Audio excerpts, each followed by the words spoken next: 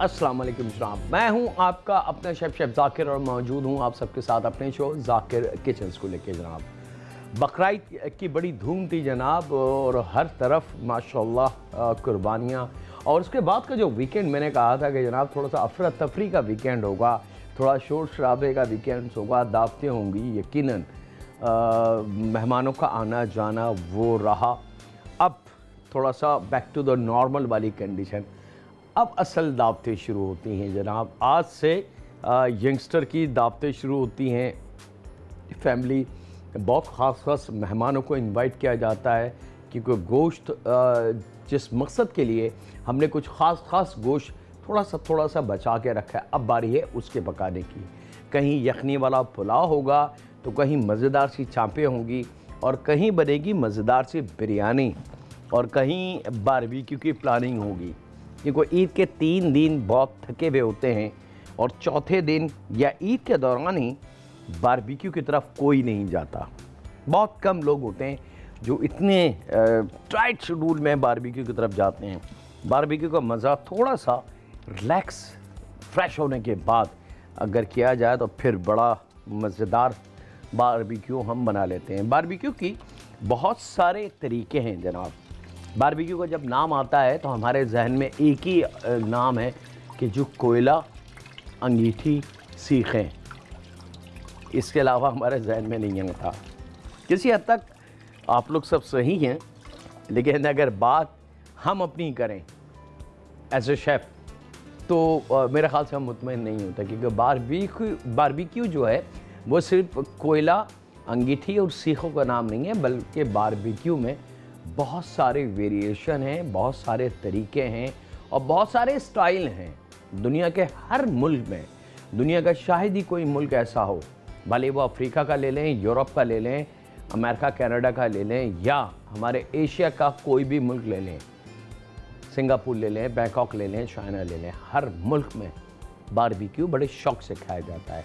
Barbecue की meanings जो हैं वो उस ड्राई खाने को कहा जाता है जो सिर्फ सिका हुआ हो, ड्राई हो, उसमें ग्रेवी ना हो, उसके अंदर बहुत सारे सॉस का या जैसे हमारी पाकिस्तानी ग्रेवियाँ होती हैं वो ना हो।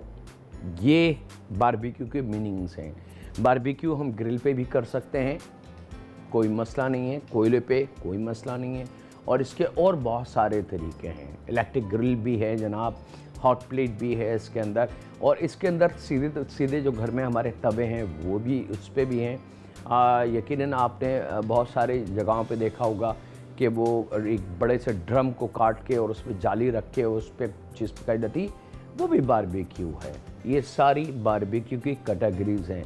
जैसे हमारे पाकिस्तानी खानों में कैटेगरीज़ होती हैं कि जी अगर बिरयानी है, कौन सी बिरयानी आप खा रहे हैं, तो बिरयानी बहुत सारे किस्म की है। सादा बिरयानी है, दम वाली बिरयानी है, मसाले वाली बिरयानी है, और लातादाद यखनी बिरयानी है। इसी तरीके से बारबेक्यू भी एक कुकिंग का नाम है, और ये ज़रूरी नहीं कि सिर्फ ये कोयले पे ही होगी तो बारबेक्यू, ऐसा कहीं कुछ नहीं है।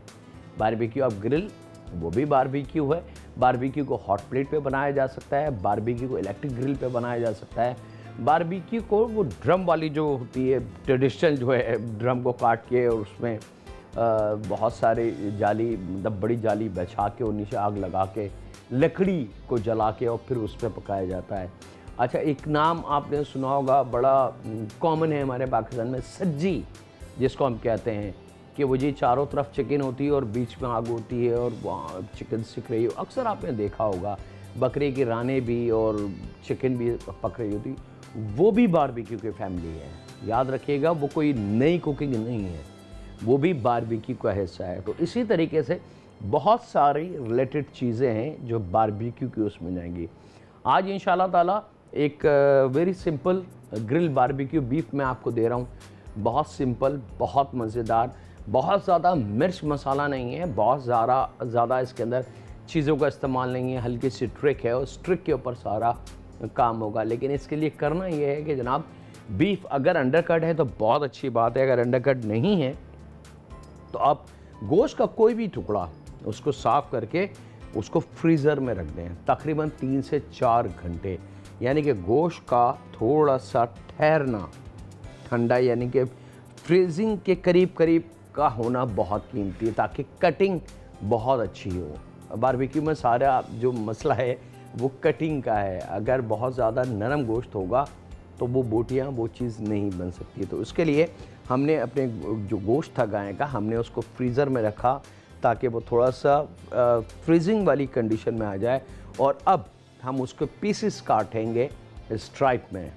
ये याद रखिएगा कि बारबेक्यू की बड़ी स्टेक जो हैं इनका भी यही ट्रिक्स है। और बहुत सारे ऐसे खाने हैं जिसके अंदर फ्रीज़र की मदद ली जाती है। डायरेक्ट जानवर को ज़िबा करके गोश्त निकाल के आप काटें तो उसका जायका, उसका कलर, उसकी लुक कुछ और बनती है। वही गोश्त अगर थोड़ा सा पानी में ठंडा करके तरीके से साफ़ करके फ्रीज़र में रखें और फिर 4-5 घंटे बाद उसको निकाल के काट के इस्तेमाल करें तो आप देखेंगे ज़मीन और आसमान का फ़र्क हो जाएगा। आपको यकीन भी नहीं आएगा कि ये वही गोश्त है जो आपने अभी सुबह कुर्बानी की थी और उसके बाद का ये गोश्त है। बड़ा फ़र्क हो जाता है। तो याद रखिएगा, ये छोटे छोटे पॉइंट्स हैं जिसको हमने।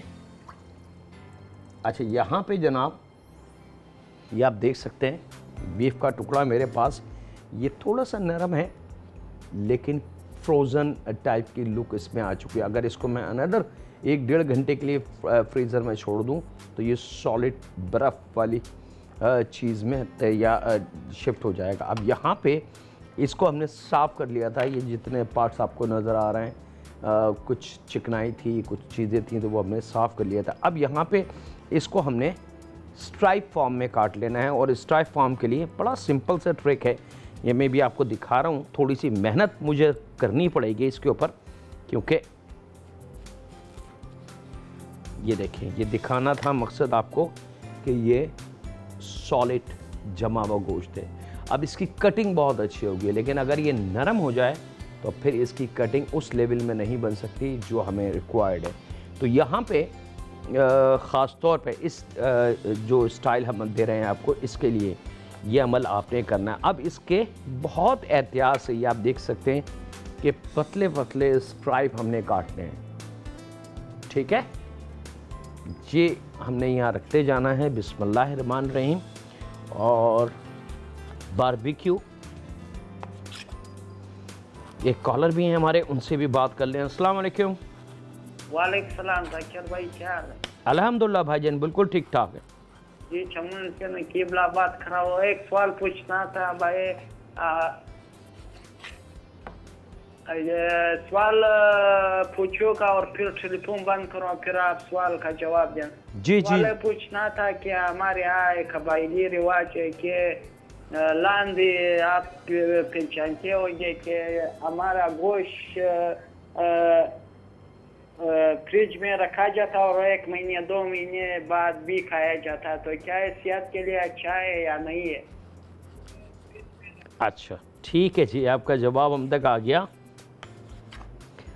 गोश्त बिल्कुल आप खा सकते हैं, लेकिन अगर उसको रखने से पहले थोड़ा सा सादे पानी में इसको तकरीबन 1-1.5 घंटा 2 घंटा भिगो दें और फिर उसको छन्ने में रखें ताकि सारा पानी गिर जाए, और फिर उसको एहतियात से पैक करके रखें, तो फिर वो गोश्त बहुत अच्छा रहेगा हमारे लिए। लेकिन हम लोग क्या करते हैं, कुर्बानी होती है, गरम गरम गोश्त कटता है, गोश्त को हम पैकेट बनाते हैं और फ्रीज़र में डाल देते हैं।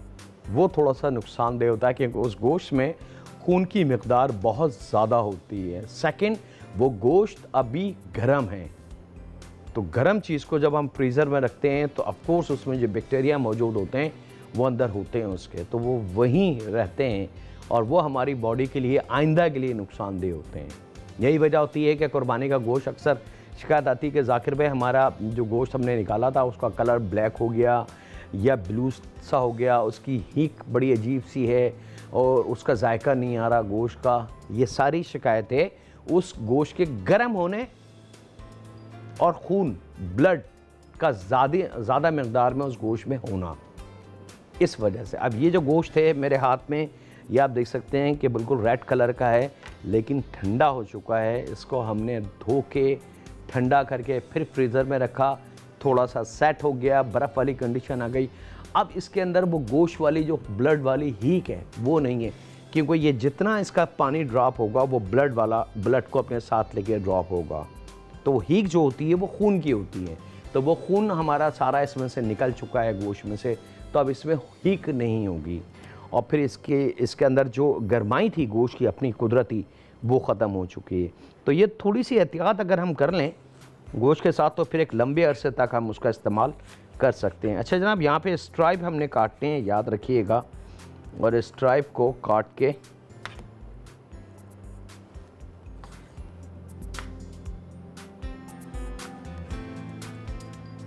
बोटी ना हो, बहुत मोटे ना हो, याद रखिएगा। तकरीबन 1-1.5 इंच चौड़ी पट्टियाँ हों। ये आप देख सकते हैं, मैं दिखा रहा हूँ बार बार आप लोगों को कि 1 से 1.5 इंच ये साइज़ है। फिंगर का भी मैं दिखा रहा हूँ आपको ताकि आपको बिल्कुल अंदाज़ा हो जाए। एक पॉइंट पे आपको दिखा रहा हूँ कि 1 से 1.5 इंच। और ये अभी भी थोड़ा सा ठंडा है। ये आप देख सकते हैं कि अगर मैं इसको उठा रहा हूँ तो ये नीचे गिर नहीं रहा, यानी कि ये अभी इसमें जान मौजूद है, आइसिंग मौजूद है, इसमें ठंड मौजूद है। तो ये वो कीमती चीज़ है जो हमारे गोश्त को बहुत अच्छा पकने में, गलने में और जायका देने में मदद देगी। ये कॉलर हैं, उनसे बात कर लें। अस्सलाम वालेकुम। वालेकुम अस्सलाम। जी जाकिर बात कर रहा हूँ, बात कीजिए। जी मैं कराची से फौजिया बात कर रही हूँ। जी क्या हाल चाल है, ठीक ठाक हैं? अल्हम्दुलिल्लाह। फर्स्ट टाइम आपके यहाँ कॉल किए मैंने। अच्छा माशाल्लाह, आपकी रेसिपी बहुत अच्छी होती है। बहुत शुक्रिया। लेकिन बस एक प्रॉब्लम है कि आप ना रिपीट नहीं करते हैं और आपका रेसिपी कार्ड नहीं चलता है। अच्छा रिपीट नहीं करते, रिपीट के लिए तो बिल्कुल सैटरडे संडे को जो अच्छे शो होते हैं जिसकी ज़्यादा डिमांड नहीं नहीं, आप जो रेसिपी बना रहे होते हैं ना वो रिपीट नहीं करते बार बार, ये आपने क्या डाला क्या नहीं डाला। अच्छा चले, इंशाल्लाह ताला मैं ज़रूर रिपीट कर दूंगा, ठीक है? Thank you. चले, बहुत शुक्रिया। और यहाँ इसके साथ ही वक्त ब्रेक का है, कहीं नहीं जाते, मुलाकात करते हैं लम्हों के ब्रेक के बाद।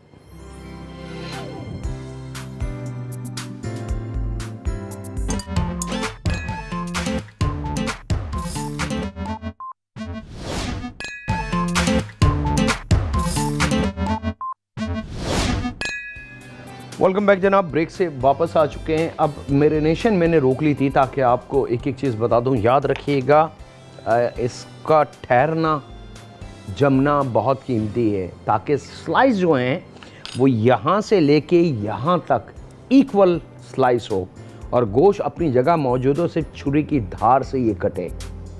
याद रखिएगा, अगर ये नरम होगा तो हम कभी भी इतने स्मूथ स्लाइस नहीं बना सकते। याद रखिएगा, ये मैं अपनी बात नहीं कर रहा, ये पूरी दुनिया में जितने बड़े बड़े होटल्स हैं, जितने बड़ी बड़ी जगह हैं, वहाँ यही तरीका होता है कि थोड़ा सा गोश्त को ठहराया जाता है, फ्रीज़र में दिखाया जाता है रख के, वो थोड़ा सा ठहर जाता है और फिर उसके स्लाइस करते हैं। ख़ासतौर पे चाइनीज़ फूड और इटालियन फूड में तो इसका इस्तेमाल बहुत ज़्यादा होता है क्योंकि उनकी मीट की कटिंग बड़ी कीमती होती है। और एक कीमती कटिंग के लिए गोश्त का थोड़ा सा ठहरना, यानी कि थोड़ा सा जमा हुआ होना, वो बहुत कीमती है ताकि नाइफ़ की जो धार होती है छुरी की, उस धार पे हम वही चीज़ काटें जो हमें रिक्वायर्ड है। लेकिन अगर बिल्कुल नरम गोश्त होगा तो हम छुरी रखेंगे यहाँ, छुरी स्लिप होगी उधर। कभी भी हम इतने स्मूथ स्लाइस लेंथ वाइज नहीं बना सकते, ठीक है? अब यहाँ पे इसकी मैरिनेशन है।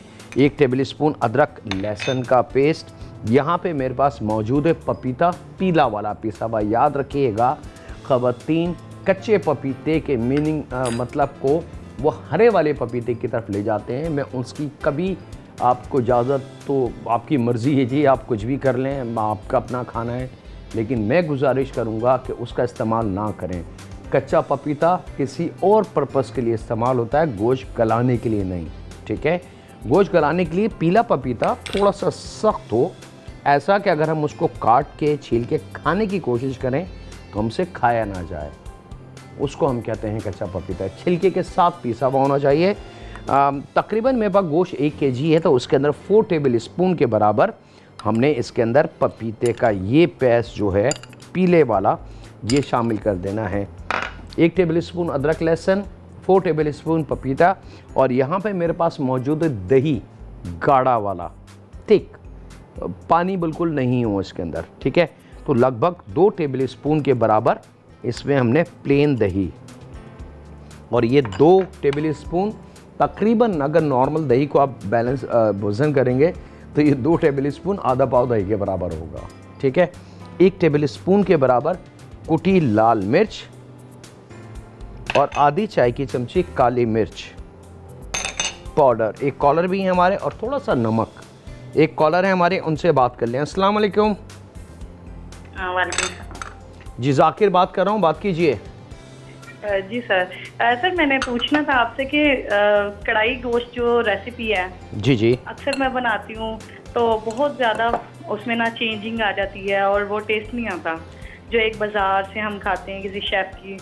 तो प्लीज़, आपको माशाल्लाह बहुत अच्छे शेफ़ हैं, तो प्लीज़ मुझे बताइएगा इस बारे में, कढ़ाई गोश्त के बारे में। चलें जी, बहुत शुक्रिया। ये आपने कहा कि वाकई मैं बहुत अच्छा शेफ़ हूँ, तो थैंक यू वेरी मच।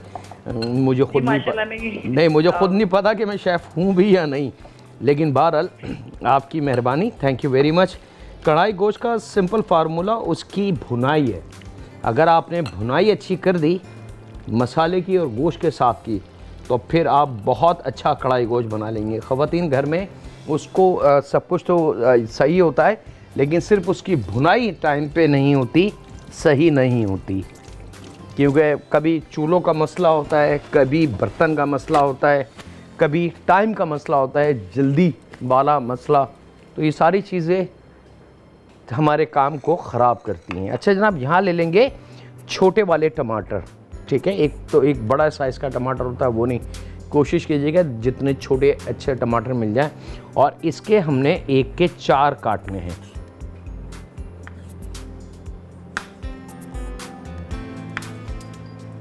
तीन 4 टमाटर ले लें। ये क्यों, ये भी मैं आपको अभी जब शुरू करूंगा कुकिंग तो आपको वजह बता दूंगा कि इससे क्या होगा। और यहाँ पे अब मैं एक ट्रिक बता दूँ आपको, क्योंकि अब वक्त मेरे हाथ से स्लिप हो रहा है, ऐसा ना हो कि काम हमारा ख़राब हो जाए। यहाँ पे वुडन स्टिक है मेरे पास। अमूमन ये बहुत बड़े साइज़ की होती है, इसके मुख्तलिफ साइज़ मिलते हैं, लेकिन आपके पास जो पैन है उसके हिसाब से आपने इसको ब्रेक कर सकते हैं। बहुत आसानी से एक एक करके इसको ब्रेक कर लें कि ये पैन है जनाब, इसके अंदर आ जाए परफेक्टली। ये साइज़ हो गया। अगर हम इंचज़ में काउंट करते हैं तो तकरीबन 7 से 8 इंच 7 इंच के बराबर की एक स्टिक होनी चाहिए। और यहाँ पे अब आपने क्या करना है कि ये जो मैरिनेशन की हुई हमारी बोटियाँ हैं, ऐसे 1 2 3 4 5 और 6 5-6 दफ़ा ज़िगज़ैग करना है, याद रखिएगा ज़िगज़ैग। और यहाँ पे 1 टमाटर लेके आपने इस तरीके से इसके यहाँ इस तरीके से, अब इसको आपने फुल पीछे की तरफ पुश कर देना है और ये टमाटर यहाँ ले आएंगे। इसके बाद एक और तरीका सेम ये, यहाँ वक्त ब्रेक का है, कहीं नहीं जाते, मुलाकात करते हैं लम्हों के ब्रेक के बाद।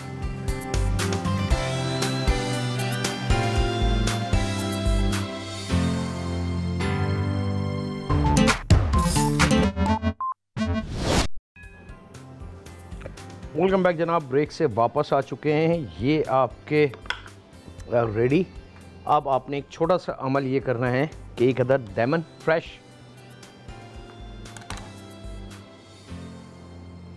और इस तरीके से। अच्छा, मैरिनेशन की टाइमिंग मैं आपको दे दूं। जब हमने तमाम चीज़ें, क्योंकि इसमें बहुत ज़्यादा मिर्च मसाला नहीं है, कुटी लाल मिर्च हमने ली है इसके अंदर, अगर चाहें तो आप वो भी हटा सकते हैं, कोई एतराज़ नहीं है मुझे। ये बिल्कुल फिर सादा हो जाएगा, थोड़ा सा वो कुटी लाल मिर्च फ्लेवर देगी इसको, याद रखिएगा। और तकरीबन पपीता लगाने के बाद, क्योंकि गाय का गोश्त अंडरकट नहीं है, याद रखिएगा मेरी बात को, तो इसको तकरीबन 1-1.5 घंटे का आपने गैप देना है पपीता लगाने के बाद। अच्छा, एक और चीज़ बारबेक्यू की ख़ास तौर पे, वो ख़वातीन, वो फैमिली मेम्बर जो बारबेक्यू बनाते हैं और पपीता लगाने के बाद 4-4 5-5 घंटे छोड़ देते हैं मैरिनेशन पे, खुदा ऐसा ना करें। बस 1-1.5 घंटा, बहुत लगा तो 2 घंटे, इससे ज़्यादा नहीं।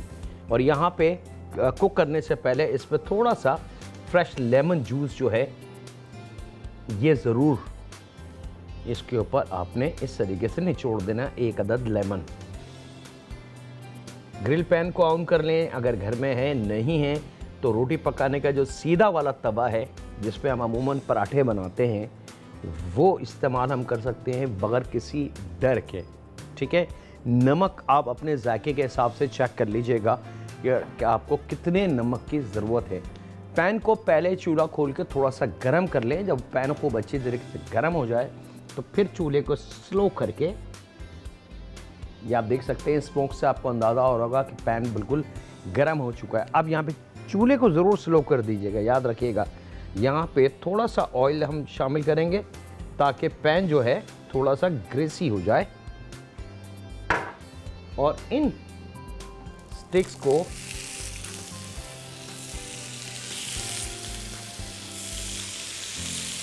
इस तरीके से आपने ग्रिल कर लेना है। एक कॉलर भी है हमारे, उनसे भी बात कर लें। अस्सलाम वालेकुम। हेलो सलाम वालेकुम। जी वालेकुम अस्सलाम।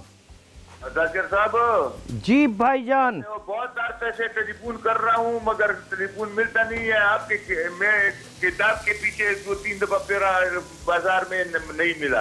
अरे अरे अरे अरे, पेशावर से बात कर रहा हूँ, पेशावर से, चिराग सादिखाना से। अच्छा, पेशावर कोई लाहौर में, कराची में, इस्लामाबाद में कोई जानने वाला है आपका? नहीं जी, कोई नहीं है ना। पेशावर के वो है। अगर आप भेज सकते हो मैं पेमेंट कर दूंगा किधर जगह पर, अगर आप भेज सकते हो तो। नहीं, पेमेंट की कोई बात नहीं है, मेरे हाथ में इस वक्त किताब नहीं है। आपका नंबर हमारे पास ज़रूर आ गया है, मैं आपका नंबर रख लेता हूँ। एज सून मेरे पास जैसी अगर कुछ बुक आई तो मैं उसमें से एक बुक आपको अपनी तरफ से भेज दूंगा, पेमेंट का कोई मसला नहीं। हाँ, ये एक किताब तो लिख दे मेरे लिए, क्योंकि मैं आपके गाने खुद बनाता हूँ, टीवी पर बैठा रहता हूँ, अभी भी तो देख रहा हूँ। अच्छा, अगर ये कि एक आप तो ब्रेक बहुत बुक करते हो, वो मजबूरी है। ब्रेक करते हो फिर आधा भूल जाता है मेरे से। चले, वो मजबूरी है, मैं कोशिश करूंगा कि ब्रेक ना लूं। ब्रेक बहुत लेते हो ना, इसलिए। चले चले चले बहुत, इंशाल्लाह मेरी कोशिश होगी कि ब्रेक ना लूं, लेकिन मजबूरी है जनाब, क्योंकि बहुत सारे मामलात को देख के चला जाता है। आपकी बुक का कोई मसला नहीं है जनाब, ठीक है। बहुत शुक्रिया, अपना ख्याल रखिएगा। अच्छा ना, अब याद रखिएगा आपने कि पहले चूल्हा तेज़ करके पैन को गर्म करना है। ग्रिल पैन है तो बहुत अच्छी बात है, नहीं तो रोटी पकाने का जो सीधा फ्लैट तवा होता है हम उस पर भी बना सकते हैं, ठीक है।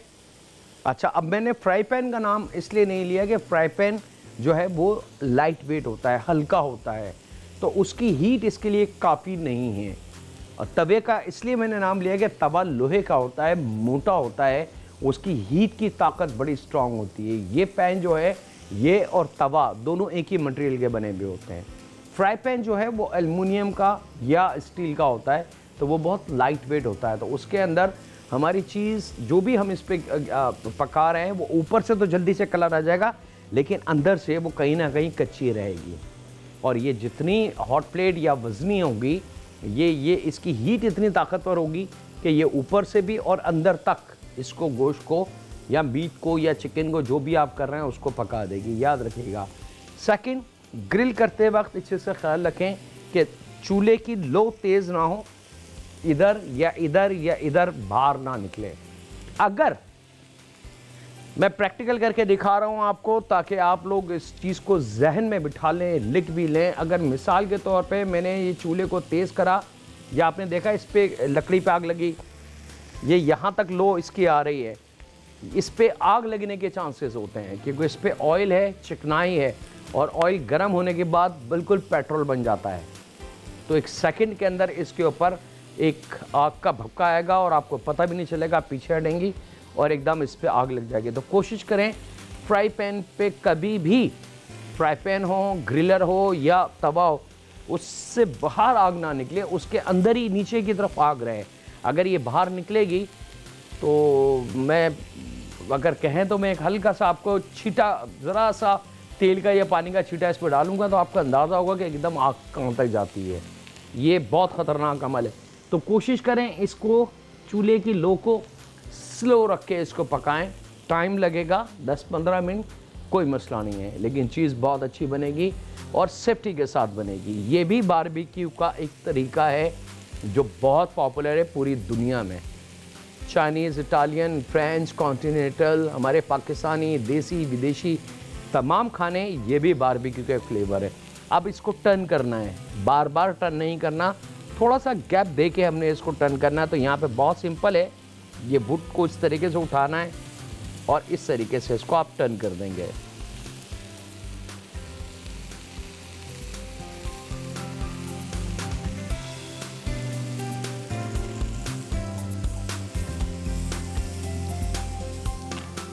चलें साहब, ये कुक हो रही है। बारबेक्यू का मैंने आपको ये बता दिया कि है क्या चीज़, ड्राई पका हुआ ड्राई मीट, ड्राई गोश्त, ड्राई वेजिटेबल। बारबेक्यू में वेजिटेबल भी होती है जनाब। वो खाना जो लजीज मज़ेदार पका हुआ हो लेकिन ड्राई हो, उसमें ग्रेवी ना हो, उसमें चिकनाई ना हो, उसके अंदर किसी किस्म का सॉस या सालन तेरतवा ना हो, वो बारबेक्यू है। और इसके बहुत सारे तरीके हैं बनाने के इंशाल्लाह ताला।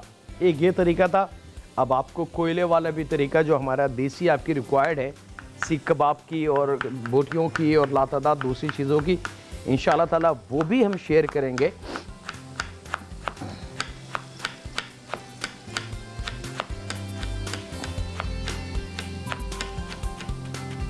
और यहाँ पे जनाब वक्त एक ब्रेक का है, कहीं नहीं जाते, मुलाकात करते हैं लम्हों के ब्रेक के बाद।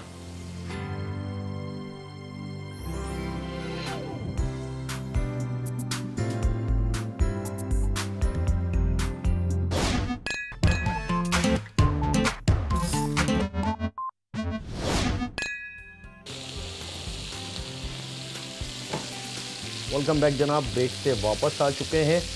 अच्छा जनाब, ये मैंने शिमला मिर्च रखी है, यहाँ पे आप कोई सी भी वेजिटेबल रख सकते हैं जो आपको पसंद हो ग्रिल करने के लिए। आप ब्रिंजल भी आप रख सकते हैं, इस पर लौकी भी रख सकते हैं, तुरई भी रख सकते हैं, कोकम्बर भी रख सकते हैं, टमाटर भी रख सकते हैं, प्याज भी रख सकते हैं। ये सारी लिस्ट है जो हम ग्रिल करके सॉल्ट एंड पेपर करके इस खाने के साथ सर्व कर सकते हैं। याद रखिएगा, बारबेक्यू की खासियत ये है कि इसको ज़्यादा देर पकाया नहीं जाता है क्योंकि गोश्त इतना सॉफ्ट हो चुका होता है मैरिनेशन में, 2 घंटे की मैरिनेशन में, कि सिर्फ इसको हल्का सा कलर देना है और आपने डिश आउट कर लिया। अब आप इसको जितना ज़्यादा देर पकाते जाएंगे ये ड्राई होता जाएगा और एक टाइम वो आएगा कि ये बिल्कुल ख़राब हो जाएगा कि आप और आपके मेहमान या आपके दोस्तों से खाया नहीं जाएगा, यानी कि हलक से निकलना इसका मुश्किल हो जाएगा।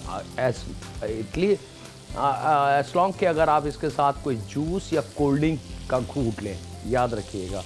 और यहाँ पे अब बड़ा मज़ेदार सा इसका खुशबू, कलर, इसमें हमने किसी किस्म का कोई सॉस का इस्तेमाल नहीं किया है, याद रखिएगा।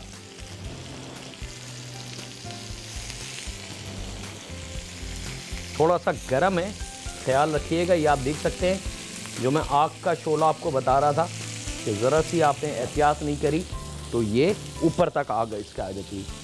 तमाम पीसेस हमारे रेडी हैं। अब आप इसको चूल्हा बंद करके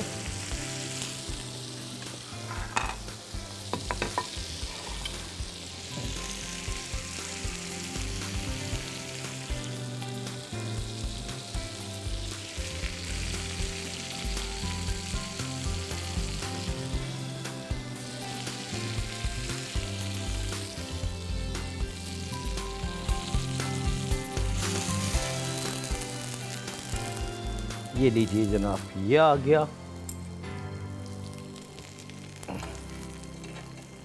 एक कॉलर भी है हमारे, उनसे बात कर लें। अस्सलाम वालेकुम।